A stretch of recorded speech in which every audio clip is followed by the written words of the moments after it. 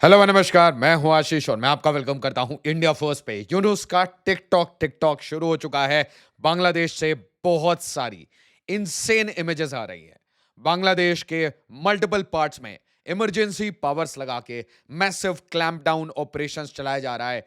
Police, army सबको use किया जा रहा है। सारे सिक्योरिटी गार्ड्स को रोड पे बिठाया गया है। जरा देखिए टॉप स्टोरीज क्या कहती हैं। 5 vehicles set on fire in Dhaka, 3 other districts. 7 more vehicles set on fire in Dhaka, other areas. Vehicles torched in Dhaka, 4 other areas nationwide. 5 vehicles torched. हर जगह से Bangladesh, Dhaka on high alert as tribunal prepares verdict date against former prime minister. अब वो farmer है, नहीं है, क्या है, Sheikh Hasina. And एक ट्रिब्यूनल, एक शैम ट्रिब्यूनल, एक कंगारू कोर्ट बना रखा है यूनुस ने। बट आप पहले ये सीन्स देखिए ध्यान से।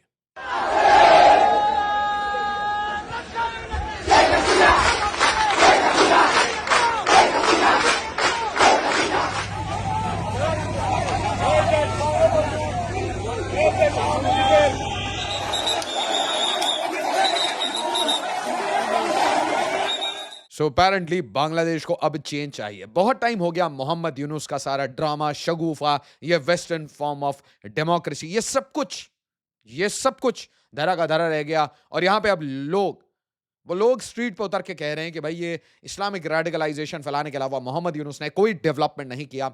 लोगों की नौकरियां चली गई, उनके वेजेस खत्म हो गए, फैक्ट्रियां बंद हो गई, bomb blast and gun fire hit Dhaka ahead of political lockdown, security on high alert. और दोस्तों इसी के साथ नाचो सी बात है, भारत के बॉर्डर एरियाज में बांग्लादेश के एडजॉइनिंग जितने भी हमारे स्टेट्स हैं, हर जगह हाई अलर्ट। और बॉर्डर पे नेचुरल सी बात है, बीएसएफ डंडा लेके, गन लेके खड़ी है कि भाई आइए आइए, हम आपका स्वागत करते हैं। Why Bangladesh has been rocked by violence, bomb attacks again. अब दोस्तों कहानी शुरू होती है और ये बहुत इंपॉर्टेंट कहानी है। दिल्ली ब्लास्ट ने हमें एक चीज से बिल्कुल दूर कर दिया कि भाई हमारे ईस्ट से भी कुछ ऐसे ही प्लान्स हो रहे हैं। जब आप ये कहानी देखते हैं तो आपको हिजबुल या फिर जैश ए मोहम्मद इनके नाम आते हैं। आपको कभी टीआरएफ का नाम आएगा, कभी इनके स्लीपर सेल नेटवर्क का नाम आएगा।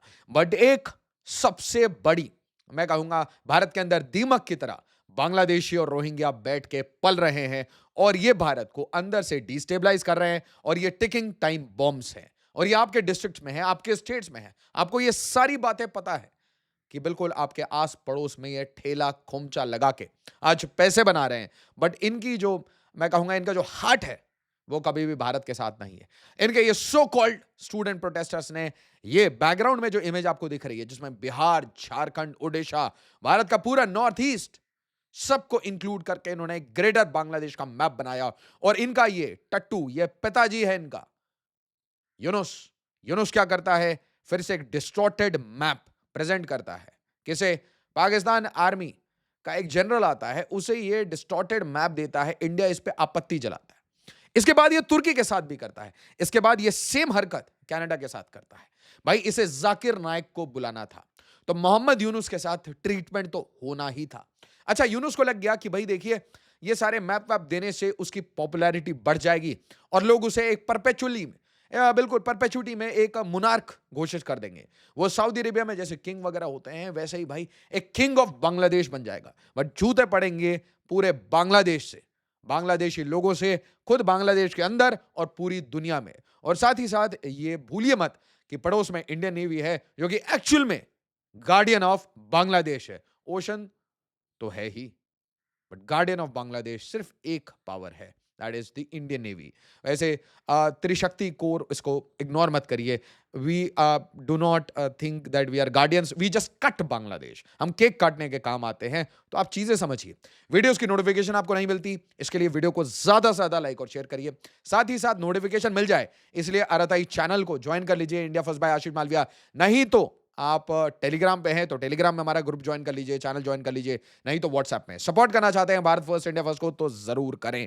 नाउ देखिए, Yunus sparks fresh anti India row over map showing India's north east as part of Bangladesh. और ये काम इसने कनेडियन डेलीगेशन, कोई भी एक भिखारी आ जाएगा किसी भी एक गोरी कंट्री से, उसको ये बुला लेगा, किसी भी डिप्लोमेट को बुला के उसके साथ फोटो खिंचा लेता है। He is so desperate for media attention, और जब इसे अटेंशन नहीं मिलता तो ये कहता है कि भाई इंडिया कोई साजिश कर रहा है इसके अगेंस्ट, और भारत की RNAW इसकी ठुकाई की प्लानिंग कर रही है। वैसे एक क्वेश्चन मैंने पूछ लिया अंबेसडर दीपक वोरा सर से कि भाई बांग्लादेश एक इरिटेंट है, उन्होंने कहा 24 घंटे लगेंगे बांग्लादेश को ठीक करने में। मैंने कहा एग्जैक्टली आपका क्या मतलब है? उन्होंने बहुत क्लियरली कहा ये जो रेजिम है इसको, हाँ जी। तो यहां पे देखिए भारत के नेशनल सिक्योरिटी एडवाइजर ने हफ्ते पहले कुछ बातें बताई थी। 45 से 55 मिनट का ये इनका टॉक था। बहुत इंपॉर्टेंटली ऐसे टॉक से स्ट्रैटेजिकली देते हैं कुछ मैसेजिंग दुनिया भर में, और भारत के जितने लोग हैं, जितने सपूत हैं, सबको कुछ कहानियां समझाना बहुत इंपॉर्टेंट है। इंफॉर्मेशन इज द न्यू, मतलब आप समझ लीजिए, information is the new fuel. इसी फ्यूल को लेकर लोग लड़ाइयां कर रहे हैं। कॉन्फ्लिक्ट्स में इंफॉर्मेशन बिकम्स द किंग। और यहां पे ये क्लियरली सबको बता रहे हैं regime change in Bangladesh, Nepal and Sri Lanka were due to poor governance. ये एक डायरेक्ट वार्निंग है सारे ब्यूरोक्रेट्स को कि भाई काम करिए अपने अपने डिस्ट्रिक्ट्स, चाहे आप SDM हो, DM हो, आप MLA हो, MP हो, please do good governance. Ensure करिए कि लोकल लेवल पे डेवलपमेंट हो, साथ ही साथ जस्टिस मिले, साथ ही साथ इक्विटी हो, इक्वालिटी हो। ये बेसिक फंडामेंटल्स हैं गुड गवर्नेंस के आर्किटेक्चर को समझिए, लोगों की भावनाओं को समझिए। They are aspirational, India is aspirational, Indians are aspirational, we are a middle class, we are a young middle income country, a young country. और यहां पे लोगों को एक कहीं ना कहीं रेस्टलेसनेस रहेगी, and so goes out for south Asia. तो उन्होंने क्लियरली समझाया, बट उसके साथ एक स्टेटमेंट क्लियरली दिया, democracy non institutional methods of regime change led to problems. Bangladesh की बात बहुत ओपनली कह दी, बट बांग्लादेश ने क्या किया? बांग्लादेश जाकिर नायक को बुलाना चाहता था। वो अच्छी बात है कि जाकिर नायक को एंड टाइम में कैंसिल किया गया, क्योंकि बड़े हार्ड स्टेटमेंट आ रहे हैं। त्रिपुरा माता के चीफ ये क्लियरली कह रहे हैं कि भाई त्रिपुरा की एक्सपेंशन आज मस्ट है, त्रिपुरा के लोगों के लिए भी और भारत के लिए भी। पूरे भारत के नॉर्थ ईस्ट से ये आवाजें उठ रही है कि भाई पूरे नॉर्थ ईस्ट को बीच पसंद है, त्रिपुरा को बीच पसंद है, मिजोरम को बीच पसंद है, मणिपुर को बीच पसंद है। और इसका मतलब सिंबल एक 20 किलोमीटर की फेनी कट पड़ेगी, और ये कट के साथ भारत समंदर से डायरेक्टली जुड़ जाएगा, और इंडियन नेवी वहां पे डॉक करना शुरू कर देगी। और फिर किसी माई के लाल में यह जान नहीं है कि वापस वो जमीन कैप्चर कर ले। बट इंडिया इस तरीके की पावर नहीं है, इंडिया रिस्पॉन्सिबली एक्ट करती है। But if we are poked तो हम ऑपरेशन सिंदूर करते हैं, तो हम सरगोदा चकलाला पहले उड़ाते हैं। और फिर आप देखिए आज पाकिस्तान किस स्थिति में है, हम कुछ वैसी ही स्थिति आपकी कर देंगे, सो मच सो कि आप अपने लैंड को कंट्रोल ही नहीं कर पाएंगे, और खुद बांग्लादेश के सिटीजन कहेंगे we want to become part of India. वो अलग बात है कि government of India will decide कि सिटीजन रखने हैं या सिर्फ जमीन लेनी है ना। Foolish, self-defeating Sheikh Hasina slams weak monarch Yunus set conditions for her return. Sheikh Hasina ने बहुत क्लियरली कह दिया कि वो वापस आना चाहती हैं, वो बांग्लादेश में इलेक्शन में पार्टिसिपेट करना चाहती हैं, अवामी लीग पार्टिसिपेट करना चाहता है। उन्होंने बहुत क्लियर मैसेजेस बांग्लादेश की जनता को दिया, पूरी दुनिया को दिया, और ये स्टेटमेंट्स आप ध्यान ध्यान से सुनिए। 2024 कू, जिसे कि जुलाई रेवोल्यूशन बोल रहे हैं, उसे कू बोला। अजीत डोवल साहब ने इसे रेजिम चेंज कहा। बहुत ओपन है बातें। अब ये गोलमोल डेमोक्रेसी का शगुफा नहीं चलेगा कि किसी जर्मनी में बैठ के यूट्यूबर ने कह दिया, फिर भाई किसी देशभक्त ने कह दिया, तो हम मूर्ख बन जाएंगे। को भाई बहुत बड़ी प्रॉब्लम थी। She was one of the bestest friend that India had. Think about India's interest. Videos बनाने से पहले एटलीस्ट हैव दैट रीडिंग। खुद अगर अकल नहीं है, इतनी एजुकेशन नहीं है, तो एक रिसर्चर, एक अच्छे रिसर्चर को हायर करिए so that the person can research. 2024 coup, premeditated extremist run Yunus government. Clearly कह दिया यूनुस की पूरी गवर्नमेंट एक्सट्रीमिस्ट चला रही है, और एक फुल इंटरव्यू दिया है। Not a symbol of democratic regime change, ousted ex Bangladesh PM Sheikh Hasina slams Yunus government. अब स्टेटमेंट देखिए, भारत के बारे में स्टेटमेंट दिया है। Yunus hostility to India is foolish and self-defeating in the extreme and reveals him for the weak monarch he is. Unelected. अगर आपने गौर से देखा होगा तो भारत कैसे इसे एड्रेस करता है यूनुस को। Interim chief adviser of the interim government of Bangladesh, और ये बनना क्या चाहता है? Monarch, king of Bangladesh. ऐसे खुद बांग्लादेश के लोग चप्पल से मारेंगे अगर ये अपनी कंट्री में रुका। आप देखिए future is very clear. So unelected, chaotic and dependent upon the support of extremist. ये किसकी बात कर रहे हैं? ये जमात इस्लामी की बात कर रहे हैं। बिल्कुल आप देखिए किस तरीके से जेएमबी बांग्लादेश, जमात-ए इस्लामी ये किस तरीके से रेडिकलाइजेशन प्रमोट परमिएट कर रहे हैं बांग्लादेश के अंदर। She alleged expressing hope that he would not commit further errors before exiting the stage. Time is up Yunus, Yunus के जाने का समय हो गया है। इसके बाद देखिए, I have repeatedly challenge Yunus government to prosecute me in international criminal court. Sheikh Hasina का कहना है कि भाई अगर मैंने क्राइम किया है तो मेरे को आईसीसी ले चलो, इंटरनेशनली एक फ्री एंड फेयर ट्रायल दिलाओ और फिर दूध का दूध पानी का पानी हो जाएगा। बट यूनुस क्या करना चाहता है, एक कंगारू कोर्ट स्टैब्लिश किया है उसने अपने पपेट्स को यूज करके, क्योंकि उसे पता है कि अगर आईसीसी के सामने जाएंगे तो वो अक्विट हो जाएगी। ये शेख हसीना का कहना है। तो एक कंगारू ट्रिब्यूनल बनाया है, वॉर अगेंस्ट ह्यूमैनिटी पे ट्राई करना है, और death penalty, they are seeking for death penalty of Sheikh Hasina, ताकि शेख हसीना, अवामी लीग, इनके जितने छात्र दल है ये सब डिफंक्ट हो जाए। और हसीना further claimed Yunus had enjoyed at least the passive support of some Western liberals. Now, this is a very important question. और ये क्वेश्चन भारतीयों के लिए बहुत इंपॉर्टेंट हो जाती है। जब भी भारत में कोई अटैक होता है, चाहे पहलगाम, पुलवामा या फिर दिल्ली टेरर अटैक, तो हर बार कुछ एक लॉबी है भारत में जो कि इस इस्लामिस्ट रेडिकलाइज्ड टेरर अटैक्स को व्हाइट वॉश करना चाहती हैं, इन्हें बचाना चाहती हैं। ये जिस तरीके से रेडिकलाइजेशन बांग्लादेश में है, पाकिस्तान में है, ऐसे डिबेट्स को अवॉइड करना चाहती हैं, और उसके बाद ये बोलने लगती हैं कि ये अटैक्स के कारण माइनॉरिटीज को टारगेट किया जाता है।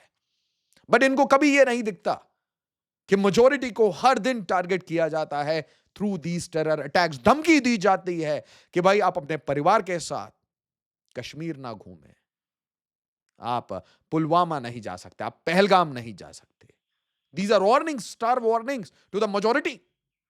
But then they don't say anything. They are mum. अचानक से बॉलीवुडिये इनके मुंह से आवाज निकलना बंद हो जाती है। They are mum. जब 3 पैरा SF के मेजर जेटली और Celina Jaitly coming from Bollywood, she raises the issue. कितने आपने ट्विटर हैंडल्स को देखा कि they are promoting this issue? कितने लोगों को आपने देखा यूट्यूब पे वीडियो बना रहे हैं? Think about it. कतर कैसे बिहेव कर रहा है, कतर कैसे दिल्ली ये जो यूनिवर्सिटी है इसमें पंपिंग कर रहा है, फंडिंग कर रहा है। सऊदी अरेबिया क्या कर रहा है, मिडिल ईस्ट से पैसे आ रहे हैं, क्यों आ रहे हैं, कैसे आ रहे हैं, किस आर्ग्यूमेंट से आ रहे हैं, और क्या मिडिल ईस्ट, अमेरिका ये सब इन्वॉल्व है भारत में ये सारा नेटवर्क फैलाने में? और क्या यही कंट्रीज इन्वॉल्व हैं मोहम्मद यूनुस को लाने में? पाकिस्तान को तो हम ब्लेम कर ही सकते हैं, पाकिस्तान तो एक म्यूल है, एक भाड़े का टट्टू है। But what about the people who are giving this money? What about the people who gave this money to oust Sheikh Hasina and then bring over Yunus? Who is responsible? And should the people who are responsible be taken to some task? क्या उनके साथ कुछ हरकतें नहीं होनी चाहिए? क्या unknown देशभक्त इनके साथ एक अच्छी ट्रीटमेंट कर दें तो कोई आपत्ति होगी? Violence mounts in Bangladesh ahead of verdict in Sheikh Hasina trial. यहां पे देखिए इनके अगेंस्ट क्राइम अगेंस्ट ह्यूमैनिटी और ये सब आर्ग्यूमेंट्स लगा के डेथ पेनल्टी सीख करते हुए इनकी प्रोसिक्यूशन शुरू होने वाली है। साथ ही साथ बांग्लादेश के जो यूनिवर्सिटीज हैं, कॉलेजेस हैं, उसमें स्पॉन्टेनियस, जैसे नेपाल में हुआ था, स्पॉन्टेनियस प्रोटेस्ट होना शुरू हो जाते हैं।